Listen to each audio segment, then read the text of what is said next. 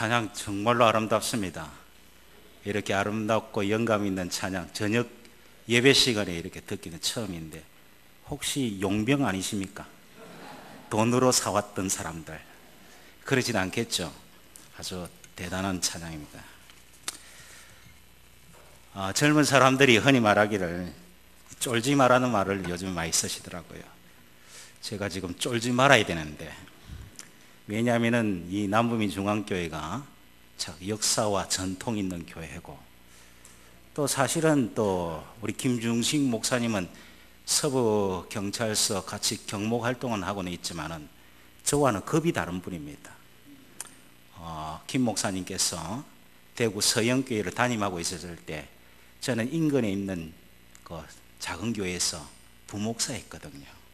그래서 쫄 수밖에 없는 그런 형편이지만, 그러나 오늘 또 하나님의 은혜 가운데 또 하나님의 은혜가 참 좋다 그래 생각이 돼요.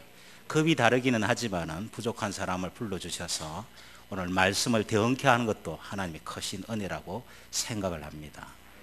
하나님의 은혜의 역사가 오늘 전하는 자와 받는 자가 함께 누릴 수 있는 복된 시간이 되기를 소원합니다. 지금으로부터 한 12년 전인가, 정확하게 횟수는 잘 모르겠는데 5월달이었습니다. 저희 교회에서 가정의 달을 맞이해서 주일 저녁에 가정생활 세미나를 열게 되었는데, 대학에서 교육학을 가르치시는 교수님을 한번 모시고 여러 가지 좋은 말씀을 들을 수가 있었습니다. 그때 그 교수님이 오셔서 하시는 말씀 가운데, 그때 한참 그때 그 인기가 있었던 친구라는 영화를 보신 소감을 갖다가 잠깐 피력을 하셨습니다. 그래서 말씀하시기를, 그런 친구라는 영화를 제가 봤는데 미성년자들한테는, 잘 아는 애들한테는 봐서는 안 되겠더라고, 비교육적인 영화라고 하면서 조직폭력의 세계를 미화하고 또 폭력의 당위성을 인정하는 그런 좋지 못한 영화니까 그건 삼가 조심해야 되겠다고 그런 말씀을 하시더라고요. 저는 그 순간에 제 마음에 탁 와닿은 게 있었습니다. 왜냐하면 그때 당시만 해도 영화관을 잘 가보지는 못했는데 영화관에 가봐야 되겠다. 왜냐하니까 청개구리 심보가 발동이 된 거예요. 보지 말라니까 더 보고 싶은 거예요. 그래서 저희 집 사람을 막 애걸복걸 해가지고 같이 영화관에 하니까 그동안에 한 10년 사이에 영화관이 많은 문화가 바뀌었더라고요. 그래서 푹신한 의자에서 앉아서 그 영화를 봤습니다. 여러분들도 많은 이 영화를 보셨을 거예요. 800만 명이 봤다는데 나는 이 영화를 놓치면 내 천추의 한이 될 것이다, 그런 생각이 들어서 영화를 다 봤는데, 내용이 과연 폭력을 미화하는 것 같고, 그 아이들이 정말로 비판적 사고가 없는 아이들이 그대로 빠져들 수밖에 없는 그런 형편이었습니다. 그래서 여러분들이 잘 보신 대로 알겠지만 거기는 친구 4명이 나오죠. 준석이, 동수, 공부 잘하는 상택이, 또 떼기 잡는다고 하는 중호, 4명이 모여서 똘똘 뭉쳐서 어릴 때부터 같이 성장을 하는데, 그게 보니까 제가 마음에 와닿는 것이, 보니까 한번 고등학교 시절에 어느 여상인가 거기서 보컬팀이 창단되는데, 레인보라는 창단팀, 그래서 하는데 진숙이라는 리드싱어가 노래를 잘 부르고 얼굴도 예쁘게 생겼어요. 상택이가 자꾸 마음에 두고 있습니다. 그러니까 준석이가 하는 이야기가 니하고 사귀라 이야기하는 거예요. 그런데 사실은 알고 보면 그 진숙이라는 여학생이 알고 보면 준석이 친구였어요. 옆에 동수가 이야기합니다. 어떻게 그럴 수가 있느냐니까 친구니까 준다는 거예요. 그래서 상택이하고 진숙이하고 친하게 지내고 나니까 어느 다른 학교 학생들이 눈밖에 나게 되고, 거기서 시비를 불게 되고, 나중에는 영화관에서 폭력 사태가 일어나게 됩니다. 상택이가 맡게 되었을 때 준석이 나서서 다 평정을 하고, 그 바람에 영화관이 수라장이 되죠. 학교에서 퇴학을 당하는 그런 입장이 되었습니다.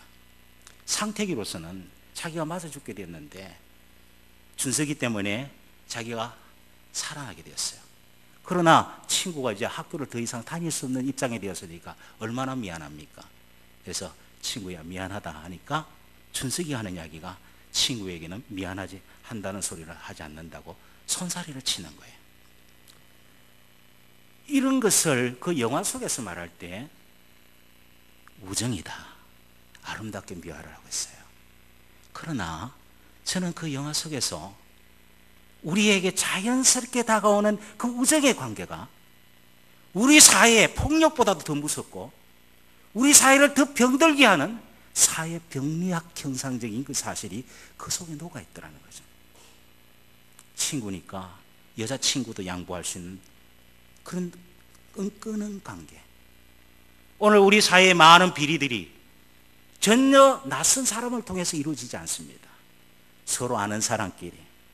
그래서 사전단합이란 말이 나오죠. 수의계약이란 말이 나오죠. 다 끼리끼리 저것끼리 해먹는다는 그 말 아니겠습니까? 우리 사회의 비리 알고 보면은 서로 끈끈한 우정의 관계 속에서 이렇게 이루어지고 있는 거예요.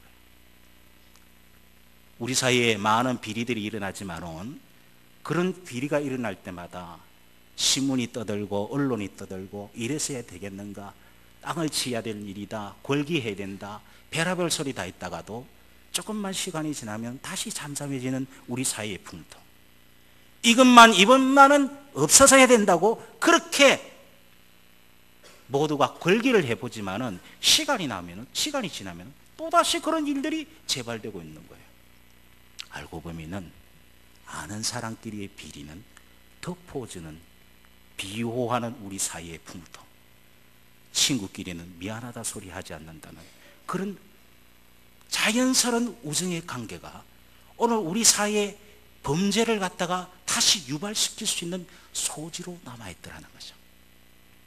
폭력보다도 더 무서운 것, 잘못된 친구 관계 때문에 오늘 우리 사회가 병들어가고 그리고 더 건절되지 않는 죄악의 온상이 되고 있다는 사실을 그 영화가 미화하고 있지만은 아무런 비판 의식 없이 사람들은 그걸 재미있게 바라보고 있다는 사실이에요.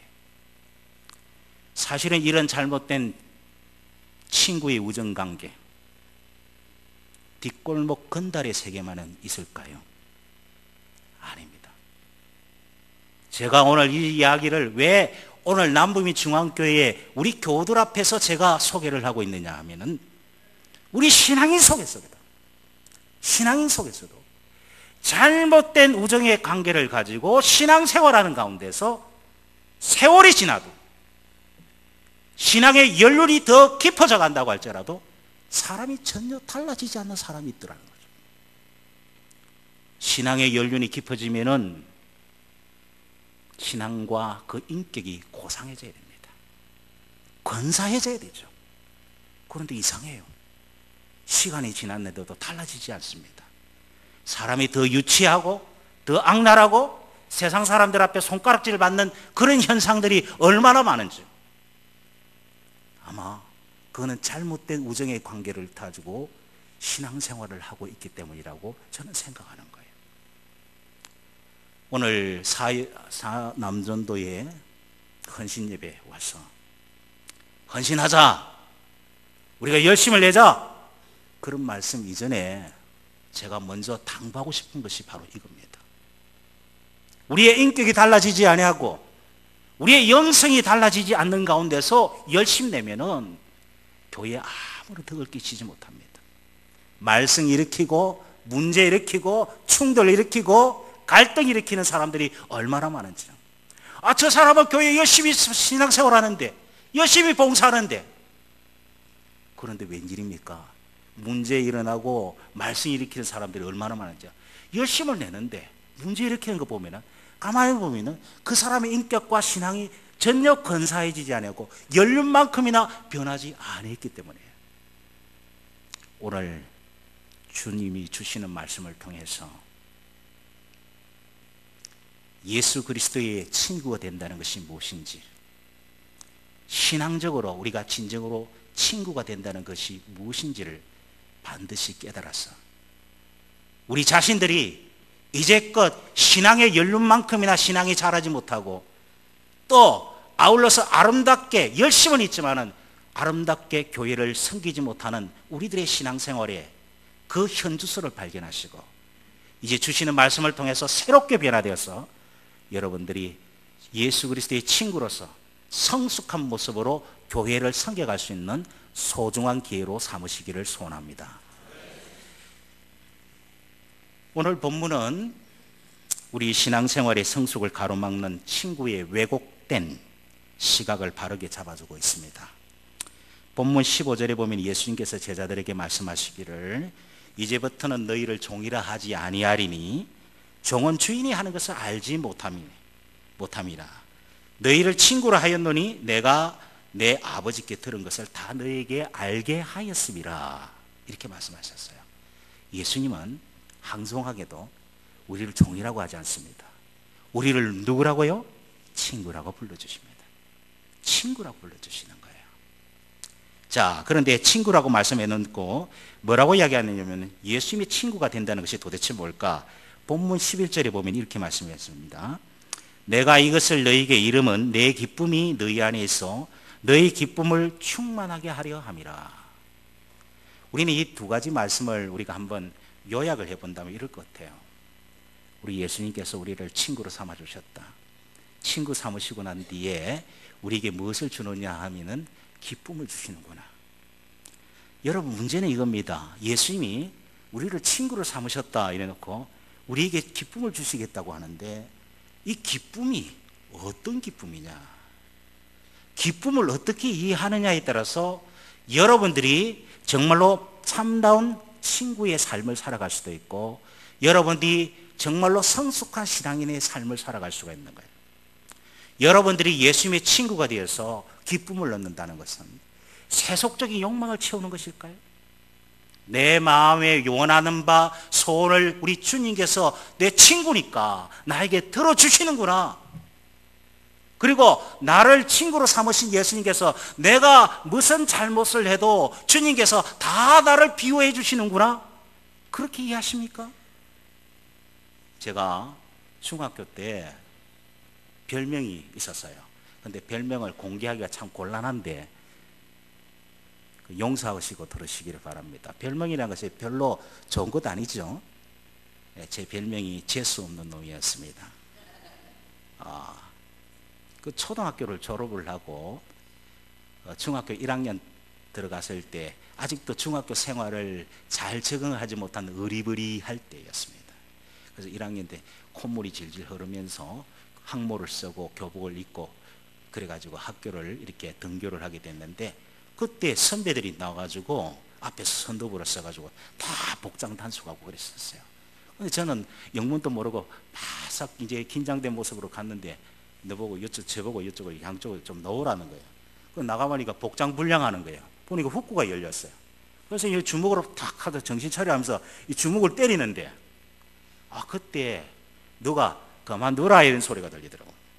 그래서 가만히 보니까 같은 교회 다니는 선배가 딱 서 있는 거예요. 우리 교회 다니는데 놔둬라 이라는 거야. 내가 복장 불량이라고 지금 지도하고 있는데 니 간섭하지 마라 이라는 거야. 놔둬라 나나. 그러면서 언성이 높아지는 거예요. 저는 막 가자 중간에서 긴장해가지고 가만히 쳐다보고 있으니까 그래서 자꾸 맞다가 분한 마음도 있고 이러는데 근데 자꾸 그 선도부가 자꾸 때리고 그걸 지도를 하겠다고 하니까 그 선배 형님이 그냥 싹 돌려차기를 하며 뻑 하는데 그 선도부가 탁 맞더니 땅바닥에 팍 쓰러지는 거예요. 제 평생에 남이 맞고 그렇게 좋아하기는 처음입니다. 얼마나 좋았던지. 방금 맞았던 거 생각하고 분해가지고 죽겠는데 형님아 더 밟아비라면 그냥 깨구리 밟다 콱콱 밟아비라. 그러면서 그 형님이 딱 하는 이야기가 내보고 주먹을 불끈 보이면 누구지 니 때리거든 몇 학년 몇 반으로 오너라 하면서 가만히 안 놔둔다 이래요. 그러면서 가시는 거예요. 교회에서는 항상 조용하게 있던 그 형님이 알고 보니까 우리 학교 1통이더만. 1통이 나를 딱 뒤에서 봐주는 바람에 제가 그날부터 불행 끝 행복 시작이었습니다. 1학년짜리가 걷는 것이 팔자걸음 걷는 거예요. 황보도 빼딱하게 쓰고 가방도 옆을 끓이고 그러니까 저 선배들이 단속은 해야 되겠는데 저 뒤에 봐주고 있는 저 친구 때문에 저를 쳐다보려니까 화가 나가지고 저 보기만 하면 시선을 탁 피하피는 거예요. 재수 없다고.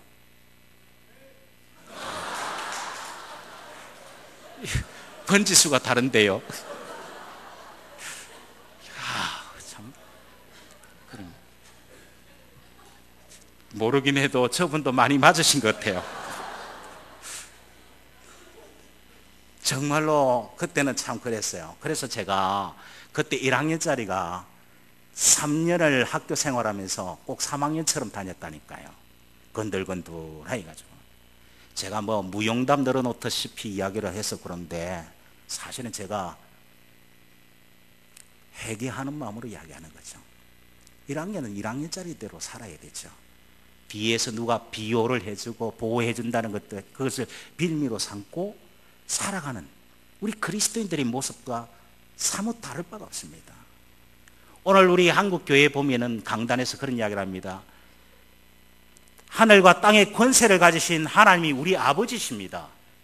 이 능력을 가지신 하나님께서 여러분들을 지켜주십니다. 여러분들이 뭐 때문에 걱정하십니까? 그렇게 생각을 그렇게 강단에서 가르치고 있어요. 그걸 믿고 사람들이 무슨 짓을 해도 눈 하나 깜짝 안 하는 사람입니다. 왜? 하나님이 나를 지켜줄 것이다. 여러분, 이거는 믿음이 아니라 무례라는 거죠. 무례. 예의가 없는 거예요. 여러분, 천지 만물이 다 하나님의 것입니다. 믿고 구하면 다 응답해 주십니다. 이렇게 이야기를 합니다. 강단에서 그렇게 가르치는 거예요. 그래서 우리가 무조건 많은 것을 달라고 요구하고 있죠. 하나님께서 하늘과 땅의 모든 것을 다 가지시고 천지주제이시기는 하지만은 여러분의 욕심을 채워주시기 위해서 그런 것을 여러분들이 주시지도 않습니다. 그거는 믿음이라는 것이 아니고 욕심이라는 거죠. 여러분, 그렇다면은 예수님이 우리를 친구로 삼으신 이유가 우리에게 단순한 편의를 제공하는 것도 아니고 단순히 우리를 뒤를 봐주기 위한 것도 아니라고 한다면은 예수님이 우리를 친구로 삼으신 이유가 무엇일까요? 그것을 확인하려고 하면은 오늘 본문의 문맥을 여러분들이 조금 신경을 쓰시면서 이해를 하시는 게 좋습니다. 오늘 본문 7절부터 읽었는데요. 1절부터 6절이 그 유명한 포도나무의 비유입니다. 포도나무의 비유를 보면은 두 가지 중요한 내용이 있습니다. 뭐냐 하면은 하나는 말씀의 핵심이 두 가지인데 하나는 관계입니다. 또 하나는 열매입니다. 열매. 그래서 5절에 있는 말씀 보면은 나를 떠나서는 너희가 아무것도 할 수 없느니라. 그러니까 나를 떠나고서는 아무것도 할 수 없는 절대적인 관계를 요구하고 있어요. 포도나무는. 포도나무 가지가 포도나무를 떠날 수 없습니다. 그러고 난 뒤에 오늘 여기 보시면은 뭐라고 되어 있느냐 하면은 포도나무의 비유는 절대로 떠날 수는 없다는 것이 핵심적 내용입니다. 이런 포도나무 비유가 끝난 뒤에 오늘 본문이 이어지고 있다는 사실에 우리가 조금 신경을 써서 볼 필요가 있습니다. 오늘 본문은 포도나무 비유를 어떻게 적용해야 될 것인가, 방금 읽은 내용들이 어떻게 적용해야 될 것인가, 포도나무 비유를 어떻게 적용해야 될 것인가를 갖다가 설명하고 있어요. 자, 우리가 그러면은 그리고 동시에 가지가 포도나무에 붙어 있으면은 열매를 맺는다는데 그 열매가 도대체 무엇인가? 그걸 갖다가 설명을 하고 있어요.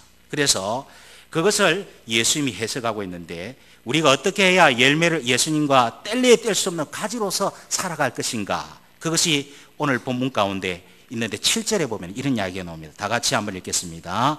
너희가 내 안에 거하고 내 말이 너희 안에 거하면 무엇이든지 원하는 대로 구하라. 그리하면 이루리라. 너희가 내 안에 거하고 내 말이 너희 안에 거하면, 이 말은 무슨 말이냐면은 우리가 예수님 안에 거하고 예수님의 말씀이 우리 안에 거할 때 예수님과 우리는 뗄래야 뗄 수 없는 관계가 된다는 거예요. 뗄래야 뗄 수 없는 관계. 자, 우리는 주님 안에 거하는 자가 되어야 됩니다. 뒤집어 설명하자면은 우리 속에 그리스도의 말씀이 역사하게 돼야 돼요. 역사하게 돼요. 내 속에 그리스도의 말씀으로 충만할 때 그리스도 안에 있는 자가 되는 것이죠. 거기 때에 뭐가 생기느냐 하면은 열매가 맺어지기 시작한다. 열매가. 자, 포도나무 가지에 포도나무에 붙었을 때 열매를 맺듯이 우리가 예수 안에 있고 우리 속에 그리스도의 말씀이 있을 때 우리가 소망하는 열매를 맺게 됩니다. 그렇다면 우리가 예수 안에 있고 그리스도의 말씀이 우리 안에 있을 때 맺게 되는 열매라는 것이 도대체 뭘까? 이걸 이야기하는 거예요. 본문 8절부터 우리가 쭉 나오는 이야기가 이겁니다. 하나님이 나를 사랑하셨고, 예수님 자신을 말합니다. 그리고 내가 너희를 사랑한 것 같이 너희들도 서로 사랑할지니라. 이것이 8절 이후부터 나오는 내용이에요. 다시 말하면은 무엇을 말하느냐 하면은 본문 17절에 봐서 내가 이것을 너희에게 명함은 너희로 서로 사랑하게 하려 함이라고 말씀하셨습니다. 결국 우리의 삶 속에 맺게 된다는 열매라는 것은 다른 것이 아니라 세상에서 누리는 부귀영화가 아니고 우리 예수님의 인격, 하나님의 사랑을 받았던 그 예수님의 인격, 그래서 우리를 사랑하신 그 예수님의 모습이 오늘 우리의 삶 속에 드러나게 된다는 것이 예수님이 말씀하시는 열매예요. 뭐 열매라니까 세상에 나가서 큰 성공을 이루고 내가 학문적인 뭐 진보를 나타내고 그런 것이 아니고, 예수님의 삶 속에 우리가 말씀 속에서 풍성히 거할 때 내 삶 속에 예수님의 인격, 그 사랑하는 그 마음이 나의 삶 속에도 그대로 녹아서 열매를 맺게 되더라. 그걸 갖다가 말씀하시는 거예요. 여러분, 이러한 열매를 맺도록 예수님이 우리를 불러주신 것이요, 우리를 종이라 하지 아니하고 친구로 삼아주신 것입니다. 따라서 우리가 그리스도의 친구가 된다는 것은 다름이 아니라 예수님의 말씀을 받고 내 마음에 두고 살아갈 때 그분의 말씀대로 실천할 수 있는 신앙의 인격이 형성되며 결국에는 그리스도를 닮아가는 것이 바로 그리스도의 친구요, 그리스도의 열매라고 말씀을 드릴 수가 있는 것입니다. 내 신앙의 인격이 예수님의 삶과 같은 신앙의 인격이라는 열매를 맺을 때 비로소 우리는 그리스도의 친구가 되는 것이요, 이로써 세상에서 누릴 수 없는 예수 그리스도의 친구가 된 기쁨으로 충만하게 될 줄 믿습니다. 이처럼 예수님께서 너희가 나의 친구라고 말씀하신 목적은 우리에게 세속적인 욕망을 채워주기 위함이 아닙니다. 우리의 삶 속에 당신의 거룩한 삶이 맺을 수 있도록 우리를 초청하여서 친구 삼아 주신 거고, 우리의 삶 속에 그 열매 맺도록 우리에게 기대하고 있다는 사실을 우리는 명심해야 됩니다. 다시 말하면 우리가 예수님의 친구가 된다는 것은 우리의 친구가 되시는 예수님을 닮아간다는 사실을 믿으시기를 바랍니다. 여러분, 부부가 닮는다는 말이 있죠. 부부가 닮는다. 여러분, 부부가 닮는다. 닮지 않으면 살 수가 없습니다. 식성이 닮습니다. 생활의 리듬이 닮습니다. 저희 집 사람하고 저하고는 조금 체형이 다릅니다. 저는 조금 뚱뚱하지만 우리 집 사람 바싹 말랐습니다. 그런데도 우리 교우들이 저를 바라볼 때마다 이런 이야기입니다. 사모님하고 목사님하고 닮았다는 거예요. 그래서 제가 전혀 체형적으로도 안 닮지 않았는데 뭐가 닮았다는 겁니까? 이야기를 하면 뭐 꼭 집어서는 말할 수는 없지만 뭔가 닮았다는 거예요. 말투가 닮았을까요? 뭐가 닮았을까요? 그리고 부부는 닮다하니까 뭐 그러리라 생각했는데 저는 그렇게 말하지만 거기에 대해서 동의할 수가 없었습니다.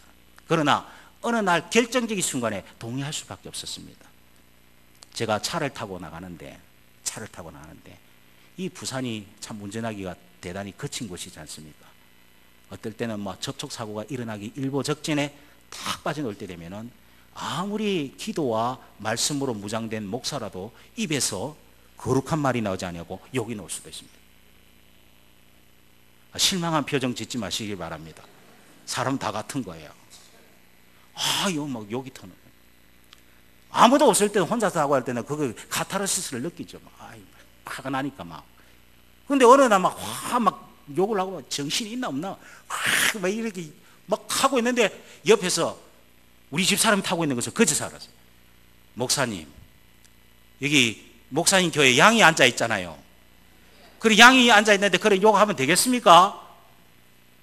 아차 싶어서. 옆에서 얼마나 부부로서 말하는 것이 아니고 마치 평신도가 목사님이 비리를 발견한 것처럼 그러면서 정색을 하면서 이야기를 하는데 깜짝 놀랐어요. 이게 큰일 났다. 조심해야 돼. 사람이 가다 보면 그럴 수도 있지 하면서 막 그래 보지만은 막 냉정하게 그러면 욕하면 안 되죠. 그러다가 서로 삿대질하고 욕하다가 그러다가 남북이 중학교에 장로님이면 어쩔 수 없냐 뭐 이런 식으로 이야기를 하는데 다른 교인하고 만나면 어쩌겠느냐고 하면서 그 큰일 납니다 하면서 막 정색하면서 이야기하는데 그래서 땀이 식은 땀이 흐르면 막 그래도 분이 나가지고 뭐 당신이 한번 운전해봐라 하면서 막 이거 막 그러면 사람이 성질 안 나는지 모른다고 막 그러면서 그래도 조심해야 되지. 그래서 저희 집 사람이 있을 때는 대수술 욕을 안 하려고 애를 많이 썼어요. 힘들어요. 가장 가까운 평신도 한 사람 태우고 다니려니까 얼마나 힘든지. 그러다가 어느 날 보니까 어떤 분이 골목에서 차가 샥 노는데 그야말로 딱 부딪히기 일보 전에 딱 하는데 내가 그 순간에 얼마나 브레이크를 딱 밟아가지고 그 충돌을 면했어요. 그러고 나서 옆에 우리 집 사람을 딱 쳐다보면서 다행이다 하면서 이제는 나 오늘은 욕은 안 듣겠다 싶었는데 우리 집 사람이 욕을 하는 거야. 저 사람 눈을 팔고 다니니까 뭐야 하면서 제가 어린 양을 타락시켰습니다. 같이 살다 보니까 제가 좋은 거를 배워야 되는데 저는 우리 집 사람에게 자제돼 가지고 적게 되고 있는데 우리 집 사람 저를 닮아 가지고 이제는 타락해 가지고 욕을 하고 있더란 말이에요. 그렇구나. 부부는 닮는다고 하면 정말이구나. 이런 생각이 제가 들었습니다. 여러분, 우리가 옛날에 배역 연기와 역할 연기라는 논문 속에 재미있는 예화가 있어서 여러분들에게 소개를 해드리려고 합니다. 어느 나라에 왕이 있었는데 이 왕이 아주 미혼이었어요. 미혼이라니까 우리 젊은 자매님들이 눈이 반짝 뜨는데요. 아주 미혼이었어요. 아주 근사하게 생긴 그런 사람의 얼굴이 아주 고약하게 생긴 사람이에요.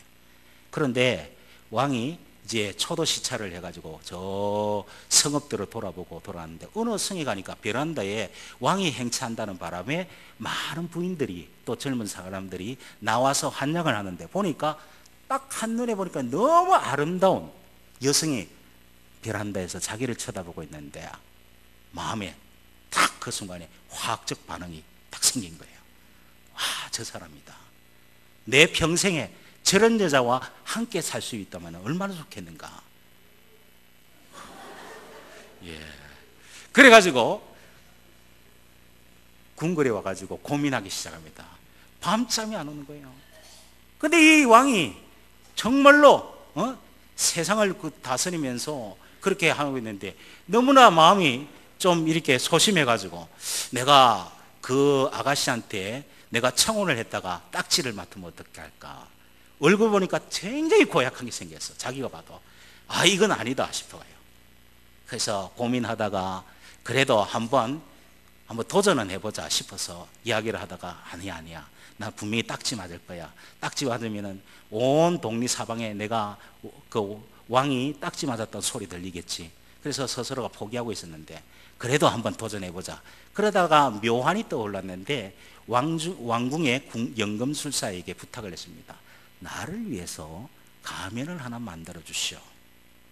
그래서 가면을 만들어 가지고 뭐 때문에 가면을 만드십니까 하니까 내가 아리따운 여성을 봤는데 그 자미한테 내가 청혼을 하기 위해서 그 가면을 뒤집어 써야 되겠습니다 이야기를 했어요. 그래서 연금술사가 오랫동안에 밀랍으로 만든 그 가면을 하나 멋있게 그야말로 장동건 수준으로 만들었어요. 그리고 얼굴을 딱 씌우니까 얼마나 훤칠하게 멋있게 생겼는지 쫙 보니까 칼을 차고 제복을 입고 하니까 참 멋있는데 그래서 그 자매한테 가서 청혼을 했는데 결국에는 그 청혼을 받아들이게 됐어요. 그러고 난 뒤에 연금술사가 이야기합니다. 왕이시여, 이제 이 가면은 밀랍으로 만들어졌기 때문에 지금부터 성질내면 큰일 납니다. 찌그러집니다. 그러니까 절대로 이제부터는 이 가면을 쓰고 난 뒤에는 화를 내지 마십시오. 사람이 살다 보면 화를 낼 수도 있지. 이 많은 사람들을 백성을 다스리고 그러려고 하면 신경 쓸 일도 많은데 왜 화를 내지 말라는 거야. 사랑으로 다스리십시오. 그리고 인내하십시오. 참으십시오. 그리고 군대를 거느리기보다도 학교를 세우시고 사랑으로서 다스리십시오. 그 바람에 참는다고 그 세월을 보낸 거예요. 오랜 세월이 지났습니다. 마음에 이런 생각이 들었어요. 내가 이런 가면을 쓰고 결혼 생활을 유지하는 것은 위선이 아닐까. 내 진실한 모습을 보이고 아내에게 차라리 딱지를 맞는 게 낫지, 내가 이것이 무슨 내가 이런 행동이냐. 자기 생활에 대해서 회의를 느끼고 나중에는 연금술사에게 말을 했습니다. 내가 가면 벗겠다고. 왕이 고집을 피우는 바람에 더 이상 만류할 수도 없고 해서 거울 앞에서 그 가면을 벗었어요. 가면을 벗었더니 껍데기를 오랫동안에 수년 동안에 한 번도 벗기지 않은 그 가면을, 이 껍데기를 쫙 벗기 보니까 놀랍게도 옛날에 그 흉한 모습은 다 사라지고 가면에 있는 그 모습 그대로 나온 거예요. 이거는 논문 속에 아까 제가 이야기한 배역 연기와 역할 연기라는데, 사람이 옛날에는 배우들이 가면을 쓰고 연기를 했습니다. 가면을 써서 연기를 했는데 그 가면에 맞게 자신이 혼신의 힘을, 그 이미지와 그 역할을 감당하다 보면은 나중에는 그 인격이 자기 속에 그대로 스며든다는 거예요. 그래서 우리가 영어에 인격이란 말이, 퍼스널리티란 말이 어디서 왔냐면 라틴어 페르소나에서 왔는데, 이 페르소나란 말이 영국의 가면을 쓴다는 말에서 왔습니다. 가면을 쓰고 그 역할에 충실하면 내 자신이 그 가면 속에 녹아있는 그 인격이 된다는 거예요. 여러분, 예수 그리스도를 믿는다는 것은 무엇을 말할까요? 예수 그리스도의 친구가 된다는 것은 무엇을 말할까요? 예수 그리스도의 가면을 쓰는 거예요. 예수 그리스도의 가면을 쓰는 거예요. 여러분, 요한복음 1장에 보면은 어떤 말씀이 있습니까? 태초의 말씀이 있었습니다. 말씀이 육신이 되어서 우리 속에, 우리의 역사 속에 들어왔다고 말씀하고 있습니다. 그러고 보면은 하나님의 말씀은 단순한 활자가 아닙니다. 하나님의 말씀은 살아있는 그리스도의 인격이라는 사실을 우리는 알아야 되는 거예요. 우리가 이 말씀을 대하고 이 말씀을 읽을 때마다 그분의 숨쉬는 맥박 소리를 듣고 그분의 흐르는 혈류를 우리가 느낄 수가 있어야 돼요. 왜냐하면 살아있는 인격이기 때문에, 단순한 활자가 아니라 인격으로 우리가 그분을 만날 수 있기 때문입니다. 여러분, 저희 교회에서는 이 제자훈련을 했는데, 제자훈련을 통해서 우리가 이 말씀을 만나고 인격적으로 변화하는 역사를 저는 많이 경험했습니다. 우리 권사님 한 분이 전도를 해오셨어요. 전도를 해오셨는데 자기 사촌 동생을 전도를 했는데, 사촌 동생이 그 교통사고가 났습니다. 교통사고가 났는데 대학병원에 교통사고가 나가지고 그 오랫동안에 이제 입원해 있다가 마지막 날에 그래도 사촌 누님한테 내가 한 석 달 동안에 입원해 있다가 뭐 이렇게 나가고 하면은 나중에는 뒤에 알게 되면 욕한다 싶어가지고 맨 마지막 날에 사촌 누님한테 전화를 했습니다. 전화를 해가지고, 누님, 내가 이번에 교통사고 났습니다 하니까 내일 퇴원합니다. 그래도 뭐 뒤에 알려질까 싶어서 미리 말씀 보고합니다 하니까 권사님이 덕달같이 달려가가지고 그 마지막 그 퇴원하시기 전에 가서 기도하고 그러면서 교회 나오라고 건면을 한 겁니다. 그 사촌 누님이 너무 감사해서 그래서 우리 교회에 넣으신 거예요. 믿으려고 교회 나온 건 아니고 내 병원에 병문 와준 것에 대해서 고마운 답방으로 넣으신 거예요. 그래서 당신이 나한테 한번 와줬으니까 나도 한번 가줍니다. 그런 마음에서 나왔어요. 그래서 딱 앉아 계시는데 주일날 예배를 드리는데 앉아있는 것이 태도가 아주 불량하게 앉아있어요. 다리를 꼬고 45도로 시선으로 이래가지고 목사 니 사기치고 있지 하면서 그런 식으로 쳐다보고 있는 거예요. 사실은 그분이 상당히 엘리트예요. 부산고등학교 명문 출신이고 그래가지고 대학에서도 나오고 그래가지고 제법 부인은 대학 교수고 제법 괜찮은 직장 생활도 오래 하고 이런 분인데 딱 태도가 아주 불량하게 딱 쳐다보면서 그러면서 제가 나가서 만나서 이야기를 했더니, 목사님, 나는 사실은 믿으려고 나온 것도 아니고 우리 누님이 너무 고마워서 한번 나왔습니다. 저를 너무 신경 쓰지 마시기를 바랍니다. 저는 한 달에 한 번 놓을 수도 있고 어쩌면 안 놓을 수도 있습니다. 너무 저를 다그치지 마십시오. 이야기하는 거예요. 저러다가 보면 한 번 더 놓고 안 날 것 같더라고요. 그래서 제가 그래도 보니까 한 달에 한 두 번 정도 노는데 한 두 달 정도 지나가다가 완전히 많은 위기감을 느꼈어요. 한번 저분을 반드시 내가 제대로 한번 전도를 해야 되겠다 싶어서 딱 나오는 것을 붙잡고 이야기했습니다. 선생님 보니까 지성인인 것 같은데 누님의 강요에 따라서 교회 나온다는 것은 그거는 용납할 수 없죠. 저하고 성경 공부 좀 하시죠. 성경 공부 해가지고 아니다 싶으면 당장 때려치우십시오. 그래가지고 제가 우리 권사님 만류해 드리겠습니다. 내하고 한번 성경 공부 한번 해봅시다. 그렇게 이야기했어요. 그랬더니 약간 좀 일방적으로 듣는 설교보다도 목사님과 한번 이렇게 성경 공부를 하면서 자기가 한번 궁금했던 것도 한번 해결해 볼 수 있겠다 싶으니까 그러면 한번 해보죠. 그래서 세례도 받지 않고 그분이 제자 훈련을 받았습니다. 제자 훈련을 받는 가운데서 하나님이 역사하신 거예요. 말씀이 그 사람의 인격을 지배하기 시작한 거예요. 그러면서 그 사람이 변하기 시작하는데 퇴근 시간이 빨라지기 시작합니다. 늘 술 먹고 늦게까지 헤매다가 늦게 오던 분이 어느 날 갑자기 이제 친구들의 근유에도 술집에 따라가지 않으려고 집으로 들어가는 거예요. 자기 부인이 교수인데 어느 날 집에 들어오니까, 강의 끝나고 들어오니까 사람 신이 있는데 인기척이 없는 거예요. 이게 왜 이러지? 방방이 돌아가보니까 한쪽 골방에서 어디서 얻어왔는지 미군 담요 같은 걸 하나 깔고 성경책을 펴놓고 눈물을 턱턱 흘리면서 깊은 골방에서 기도하고 있더라는 거예요. 자기 평생이 그리고 오래 살아봤지만 자기 남편이 그런 적을 한 번도 없다. 놀기 좋아하고 친구 좋아하고 그런 사람이 변화되기 시작한 거예요. 그래서 제가 이제 제자 훈련하면서 마지막에는 이제 공부 끝나고 난 뒤에는 이제 인센티브를 줍니다. 그들에게 뭐를 주느냐 하면 그분들 가정마다 사정들을 듣고 제가 기도를 해줍니다. 제자 훈련반에. 거기 좀 우리가 제자 인센티브를 주기 때문에 전부 다 좋아하거든요. 그래서 담임 목사님이 기도 한번 해주는 것이 좋아가지고 그래서 그분을 위해서 기도할 때 척 보니까 알겠더라고. 얼굴에 보니까 뻘건 게 보니까 모르긴 해도 저분이 저 나이에는 혈압이 높으신가 보다. 그래서 하나님 아버지 사랑하는 이 선생을 갖다가 혈압을 낮춰서 건강관리 잘할 수 있도록 인도하시고 믿음 생활 잘하도록 인도해달라고 그렇게 기도를 했는데 들리는 소문에 따르니까 아이고 목사님한테 부끄러워 말을 못하겠다면서 이야기는 무슨 이야기인고 하니까 사실은 자기 혈압 높은 것은 아닌데 자기 얼굴 빨간 것은 술독에 빠져가지고 술독에 그걸 말은 못하겠고 목사님이 자기를 혈압이 높아서 기도해 주는 것이 너무 부끄럽고 그래서 말은 못하겠고 누구한테 말할까 그러다가 옆 사람 애둘러서 저한테 두루두루 이야기 들어온 거예요.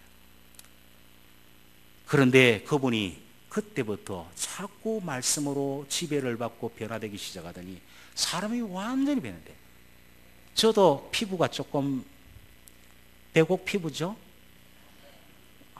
시기하는 사람들은 별로 대답을 안 하시는데 저보다도 피부가 더 좋아요. 마치 출애굽이 됐던 모세가 시내산에 가서 40일 동안에 하나님의 말씀을 받는 광채가 얼마나 나는지 우리 교회에서 제일 얼굴이 밝습니다. 그분이 지금 우리 교회 장립 집사가 됐어요. 그래서 그분이 지금 우리 교회 대학 부장이 됐습니다. 얼마나 헌신 잘하고 열심히 하는지 하나님의 말씀이 그를 지배하니까 얼굴 피부 색깔도 변하게 하더라. 여러분 말씀에 사로잡히기를 소원합니다. 예수 닮으면은 우리가 예수님의 말씀대로 살면은 우리의 삶과 인격이 변하게 돼 있어요. 오늘 우리가 자갈치 시장에 가서 고등어 한 마리를 사도 잠시 신문지에 쌌다가 패도 그 신문지에 냄새가 비린내가 얼마나 납니까? 여러분의 신앙생활의 연륜이 얼마나 오래됐습니까? 30년 40년 예수를 믿었다면 그래도 예수 냄새가 나야지. 잠깐 스쳐가는 비린내 냄새도 그렇게 코를 찌르는데 신앙생활의 연륜이 그렇게 오래됐으면서도 아직도 내 욕심 챙기고 온갖 비리를 다 저지르고도 미안한 줄 모르는 예수님이 나를 뒤를 보아준다 천만에 그런 인생으로 살아가서는 변하지 않습니다.